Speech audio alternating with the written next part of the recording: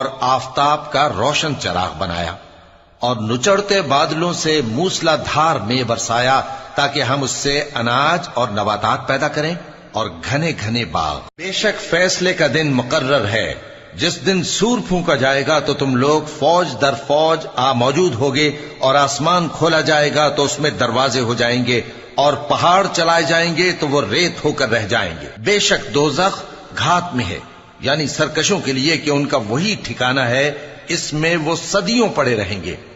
وہاں نہ ٹھنڈک کا مزہ چکھیں گے، نہ کچھ پینا نصیب ہوگا مگر کھولتا پانی اور بدبودار پیپ۔ یہ بدلہ ہے ان کے اعمال کے موافق۔